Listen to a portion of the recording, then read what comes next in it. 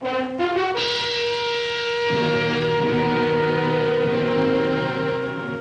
Styner, Doctor of Medicine.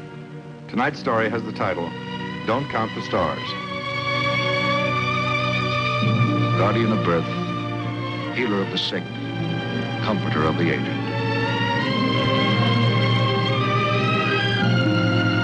And the qualities of the worthy physician are three: the eye of an eagle, the heart of a lion, the hand of a woman.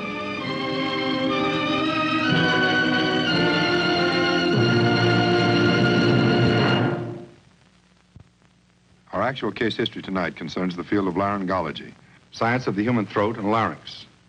The object in point, a piece of sheet music, public domain.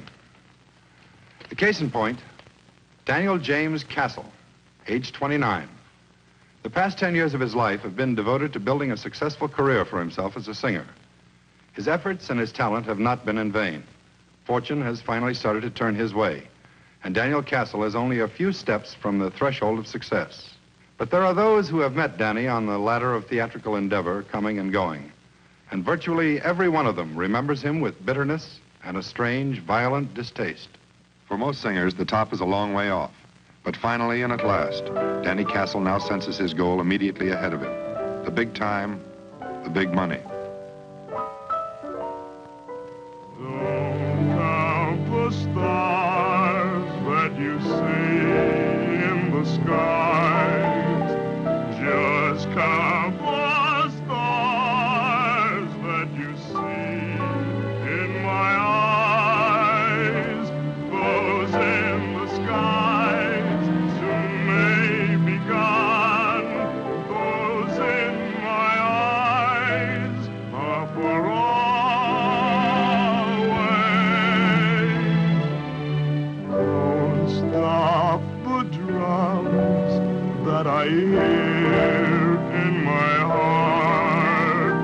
Just let them roar as they did at the start. Why stop to count Venus and Mars? Just count each kiss, darling. Don't count the stars.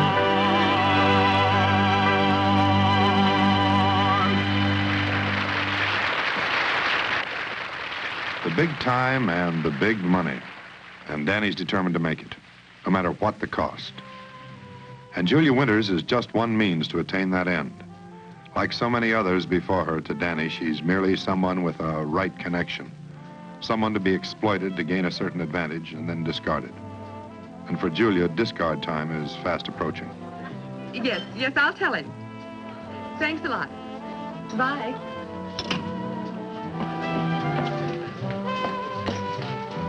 Danny, you won't believe it. I just talked to Mary at the switchboard, and 20 minutes after we went off the air, the station had 65 calls about you. Every one of them great. They loved you. How about that? Oh, it's nice, Julie. That's not bad for a local program. Not bad. Why, it's great. Come on, Danny. Let down. Aren't you a little excited? Even the station manager called, Mr. Brubaker. He thought you were wonderful. Oh, that's very nice. I'll drop him a note first chance I get. Drop me one while you're at it. I thought you were wonderful, too. Say, how about dinner at John's Grill? You know, Dan, the place we went last week. We'll celebrate. After all, it is a special occasion for both of us. I don't like the tone of that. Better get rid of it. Yeah, I'm afraid so. That lousy thing. I better get home and get to bed. Maybe we can have that dinner some other time, okay? Well, all right. I was looking forward to it. But if you're getting a cold again... Nah, don't worry about it. A few days, it'll be gone. Oh, look, you better run back to the studio. I'll call you in a week or so as soon as I clear this up, okay? All right. I'll wait for your call. Good night, Danny. Good night. Bye. Good night, Miss Winters. Another 2 minutes with that stupid broad, I'd have flipped. Oh, what's your trouble? Julie's been pretty nice to you, Danny. I took her out to dinner, didn't I? So she gave me a guest spot on her show. That's the dullest broad I ever met. Nothing. Another one for the bone pile, huh? Sometimes I wonder why I stay with you, Danny. It was an even trade. She got as much out of it as I did, and I forget it. By the way, what happened with the piano tonight? Were you wearing mittens or were you playing it with your feet? Look, I don't want to worry you, Danny, but I've heard you do better, too. What are you talking about? You been hitting the bottle again? 16 years, 3 months, not a drop. Now, you just wearing tops tonight, Danny, you know it. Pal, I think I've just about had it from you. We've been together a long time, maybe too long. I think it's about time I got somebody new to work with. Oh, you mean I'm fired again? Is that it, Danny?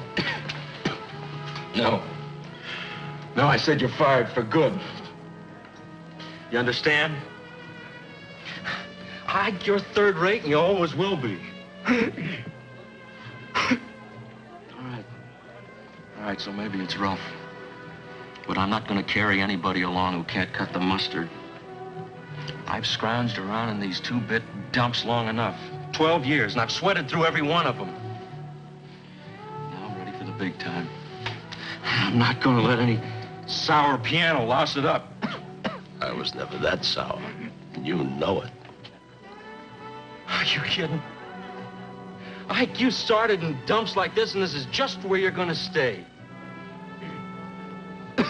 All right, Danny. That's enough. All that shouting and straining, it just isn't worth it.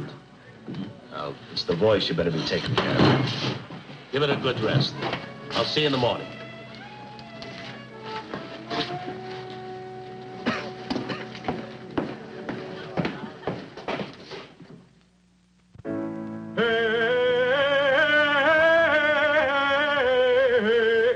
It had started fairly recently, a matter of possibly 8 or 9 weeks before when Denny Castle first noticed it. To begin with, only a slight tickling sensation in his throat, then a grating feeling, day by day growing more harsh. After that, hoarseness with a chronic hacking cough. For weeks, he resorted to self-treatment. He had his own way of coping with throat irritations. Assorted patent medicines, sprays and gargles, lubricants of one kind or another. But in spite of everything, the hoarseness stayed with him, little by little increasing, entrenching itself deep in his throat.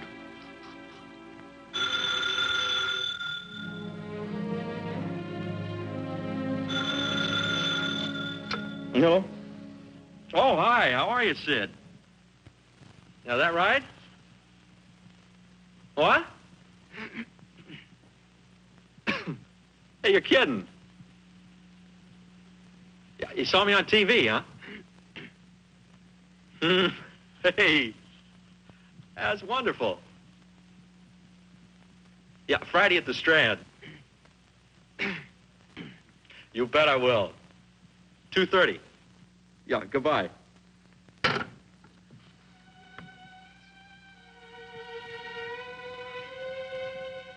Persistent hoarseness, a stubborn throat irritation. These are danger signs. Danny's hoarseness had been hanging on for nearly 2 months. Like most singers, he was voice conscious. Like most singers, he thought he could take care of it himself.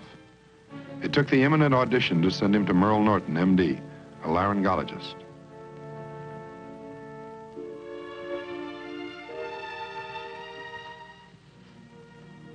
Ulcer? Oh, that can't be. Oh, I've been singing a lot lately. I probably work my throat too hard, that's all. Oh, I'm afraid it isn't quite as simple as that. A biopsy is indicated from all appearances. Oh, no. You better think again, Doctor. Nobody's going to carve up my voice at a time like this. Perhaps you didn't understand me when I said there may be a malignancy, Mr. Castle. There's a strong possibility that that ulcer may be cancerous.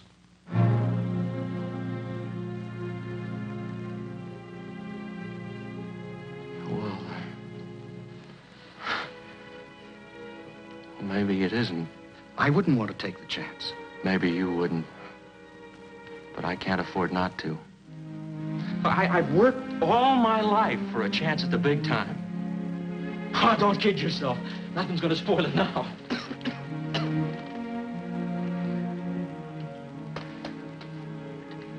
Anyway, you're not sure, are you? Positive, I mean. No, not absolutely positive. Well, suppose it is cancerous. What happens then? Well, if we get it in time, simple removal of the malignant tissue should correct the condition. You'd still be able to talk, perhaps almost as well as you can talk now. I must be honest with you. You'd never sing again.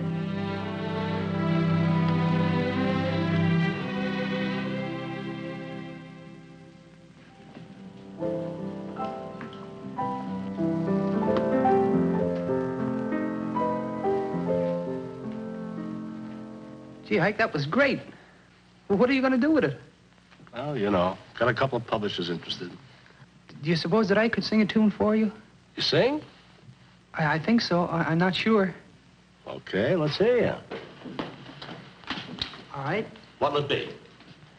How about The Mountains of Morning? Do you know it? You're a tenor, aren't you? Yes. All right, let's give it a try. All right.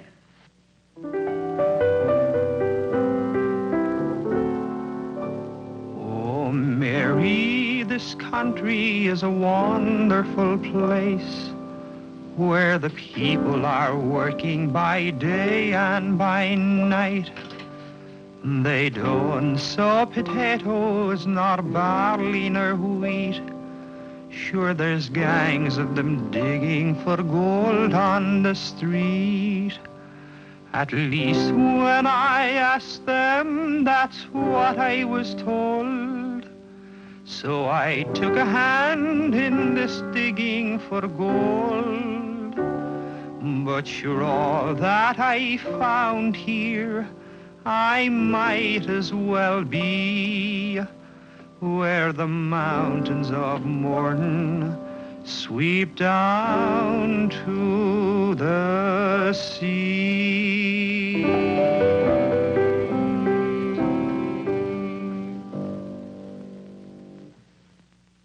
You're all right, kid. You sing up a storm. You really think so? Of course, it'll take a lot of work. A lot to the singing business, you know. But I think maybe you got it. Let's go see Danny. Let's see what he thinks. Hi, Danny. How do you feel, boy? Ike? Do you know Terry Deneen? Nice meeting you, Mr. Castle. I sure do enjoy your work, sir. Well, you heard him. What do you think? Kid sings, huh? Yeah, sure, fine. Look, Ike, I want you to play an audition for me Friday. For Martin Arnold. Why, that's great. Great, boy. This is a big break for you. You sure you want me? Yeah, that's right, I want you. All right, Danny.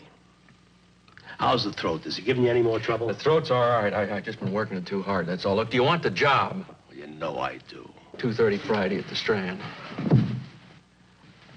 Enjoyed meeting you, Mr. Castle. I'll be there.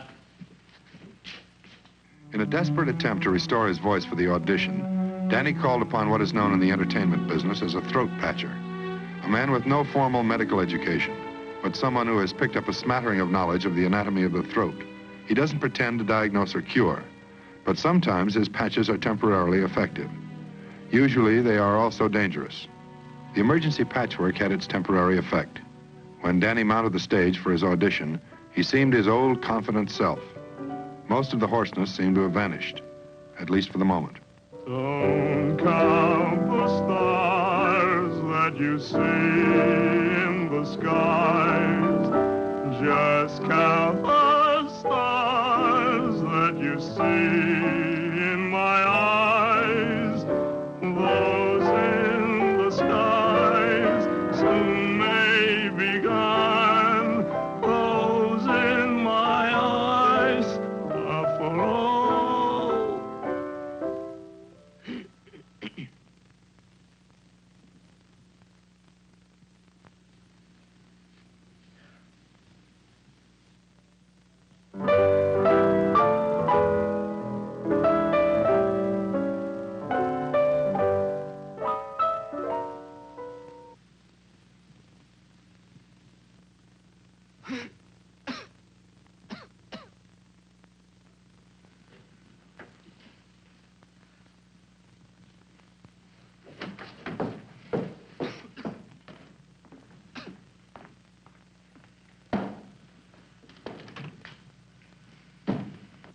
days that followed were black days for Danny Castle. Days of a despairing, unbroken loneliness. His only companion, the fateful question which only he could answer. Surgery, a partial laryngectomy, or death from cancer. For Danny, whose entire life revolved around his singing, understandably, it was a hard choice to make. But it was his alone. Don't count the stars that you see in the skies. Just count the stars that you see in my eyes. Those in the skies soon may be gone. Those in my eyes are for always. Don't stop the drums that I hear in my heart. Just let them run.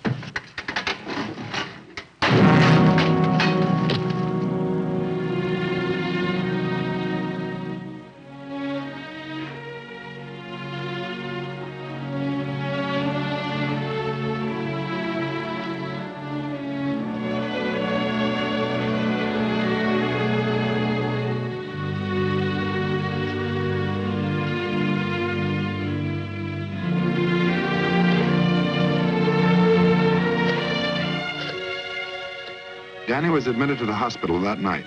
The following morning, Dr. Norton performed a biopsy, taking a bit of tissue from the right vocal cord and giving it to the pathologist for examination. The pathologist's report: the specimen was malignant. In laryngeal surgery, a tracheotomy is first performed to ensure an adequate supply of air to the patient. Although Danny Castle will soon consider himself the most unhappy of men, in point of fact, he is among the lucky ones.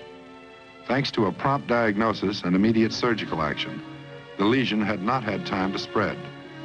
To assure removal of all cancerous tissue, the area surrounding the lesion must be cut away to a depth of 1 centimeter. The vocal cords are not large. If the lesion had been larger, a complete laryngectomy would have been necessary. The total removal of the larynx, or voice box. One of the lucky ones, Danny Castle.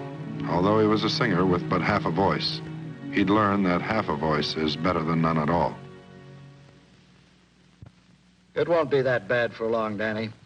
You'll be talking again in no time at all. It won't be long before scar tissue builds up what you might call a substitute cord. It's not the same mechanism as a normal vocal cord, but you'll be talking again in a week or 10 days. Then in about 6 months, you'll sound as if you have a bad cold, probably, but that's about all. Let's see how you're healing up.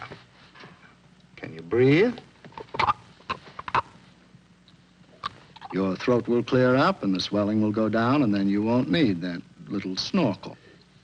You're not so bad off, Danny. You're alive. I think that's worth quite a bit, isn't it?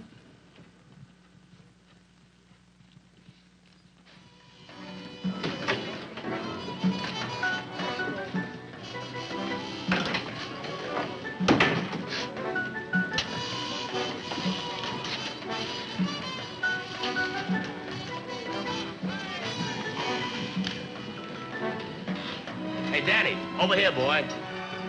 Come on. Danny, it's good to see you. How have you been? You know, so. You remember Terry? Hiya, Mr. Castle. Nice to see you around. You've been away for a couple of months. That's too long to keep yourself cooped up.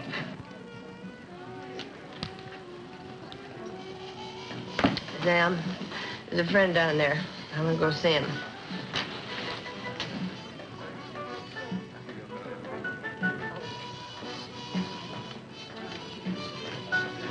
Naked boy. Look, Terry and I have a little idea. We want to talk to you. Well, there he is. What do you know? Mr. Big Time. Real big headliner. Danny Castle. Everybody's friend. Look, Miss Winters, we're kind of busy now. Why don't you come back after a while? Why? I just want to talk to my old friend. Sam, come here. I want you to see this one. This is the great singer, Danny Castle. great voice. So why don't you sing big time? Come on, why don't you sing? Julie, leave him alone, will you, please? What for? Why should I leave him alone? He left me alone. I didn't like it. Besides, I want to hear the great singer sing. Come on, Daddy. Sing. That's enough. You've had Don't your fun. touch me. You're going to let him push me around? Oh, no.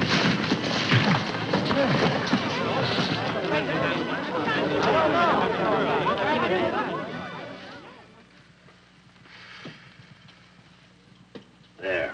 You look lovely. I don't feel that way. Danny, if I've said it once, I've said it 1,000 times. If you're going to get in bar fights, you got to keep in condition. Terry, sit down. Danny, look. Why don't you try a smile for a change? Face up to it and you got it licked. So you lost your singing voice. You still got guts. You always had more then than most people. It's easy to say. Look, what do you do with a singer that can't sing? A lot of things. Tell him, Terry. Danny, I think you know more about this business than anybody. You're all singer. And I don't think it makes any difference that you can't sing, well, because you're that way. Ike here thinks that I've got a pretty good voice. You've heard me. Maybe you think I'm not so bad. Potentially one of the best, Danny. I know nothing about it, technique and that kind of stuff, you know. Maybe I'm a little out of line, but I was wondering maybe if you wouldn't teach me. You know. He needs a lot of coaching. But who knows more about it than you? I know he's got it. You could make him one of the big ones. Put him right up on top. It'd be almost the same as being there yourself. How can I teach anybody to sing? Listen to me. He's already got the voice. All you gotta do is show him how to use it. You can do it, kid. All by yourself.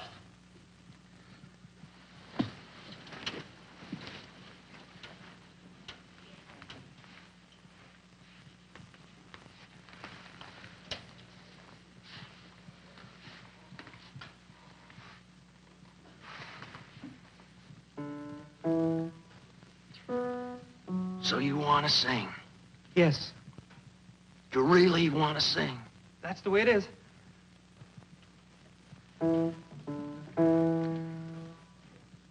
You better take your coat off. We got a long way to go.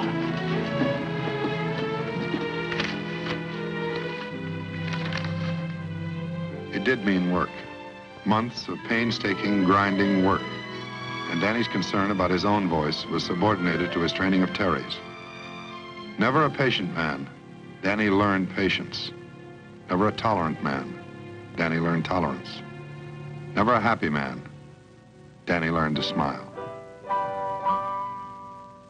Don't count the stars that you see in the sky. Just count the stars that you see in my eyes. Those in the skies soon may be gone. Those in my eyes are for always.